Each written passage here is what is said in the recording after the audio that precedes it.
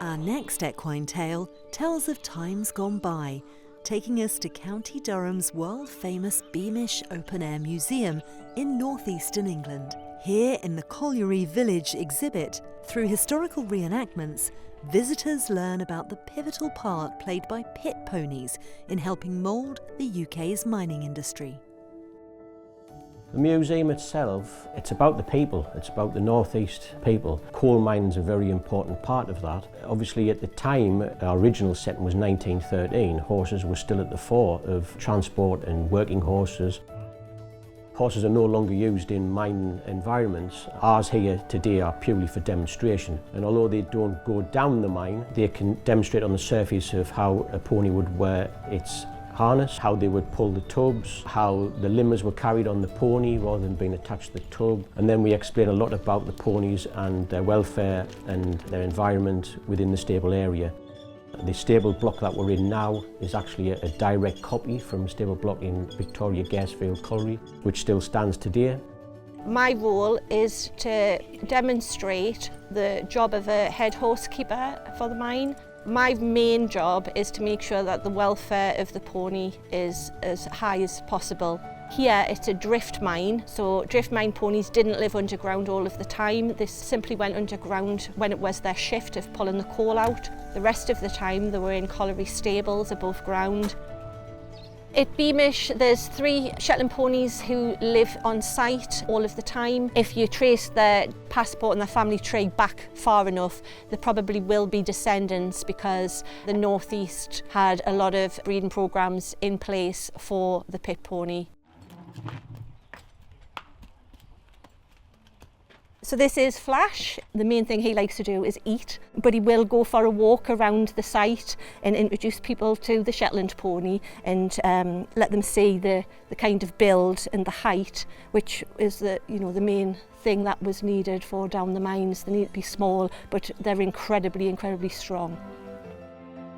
Certainly in this area in the Durham coalfields, Shetland ponies were quite predominant due to the nature of the thin coal seams.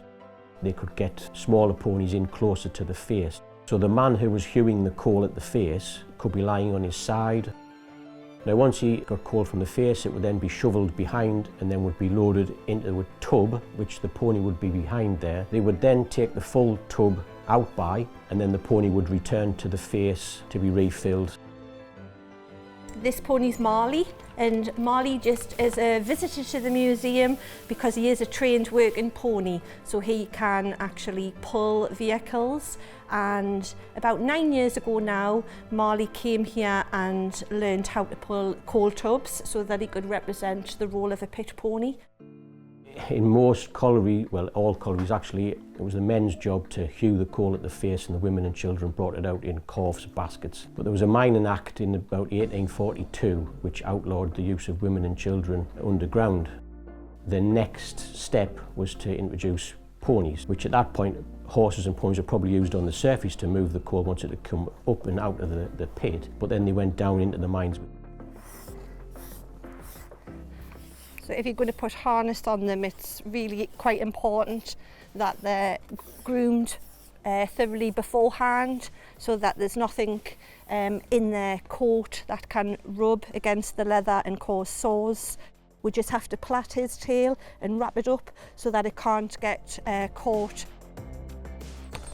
So this is the main part of the harness. So you've got the pad to kind of hold everything in place, and then the breeching here, which is used as a brake. The next part of the harness, which is probably the most important part, is the collar. This is what the limbers are going to be attached to via the chains, and the pony has to put his full weight behind this in order to push the coal tubs out of the mine. The final bit that Marley will be wearing is the head guard. So ponies wore these underground because obviously their eyes are on the side of the head and they had to be protected in case they scrubbed against the walls. The top of the pony's head, the poll, is a very sensitive area, so that was protected with a thick strip of leather. And then the last bit, these are the limmer straps. So this is what's going to hold those limbers up. A lot of the pit pony lads, You know, they would be very, very friendly with their ponies. In fact, they would take treats for them down, so when they had their bait, which is their lunch, they would take an apple or something for the pony, and they became quite close. When you work down in a dark mine for quite a long time, your friends, you know, it's good to have a companionship. Whilst the Beamish Shetlands might only be carrying out mock-up mining duties, their welfare as working horses is as important as that of the original pit staff. Even though those ponies were kept, a lot of them in the deep mines were kept underground, their stables were always kept very clean, they always had access to fresh air and had to be kept away from the workings of the actual mine when they weren't on shift. Obviously, we don't have that now. They have a very strict care routine. They have their own farrier. The local feed merchant supplies with feed, vitamins and minerals, and obviously hay, straw. So the ponies have got a constant access to forage. Their well-being's put at the front of everything that we do with Beamish Museum. They always enjoy being turned out into the field. It's kind of away from public and it's a bit quieter. It's just like a human at the end of a work day, going home and putting your feet up.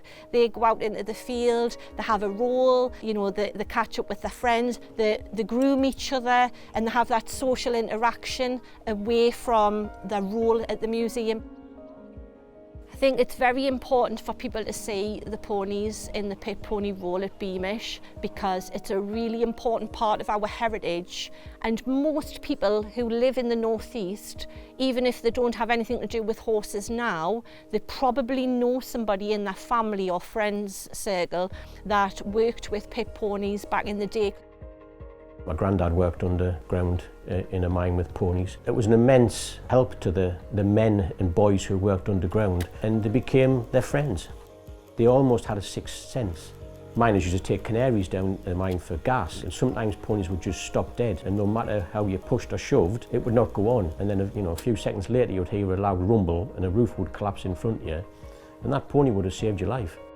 My granddad was a head horse keeper in a deep mine, obviously showing pit ponies, and my dad started doing that, and I'm continuing the family tradition. It's quite amusing that I'm reenacting the role that my granddad did back in the day. There's a lot of stories about saying they were badly treated, they were all blind. What Beamish does with the replica pit pony stables, it shows that not all ponies lived underground, it just depended on the type of mine.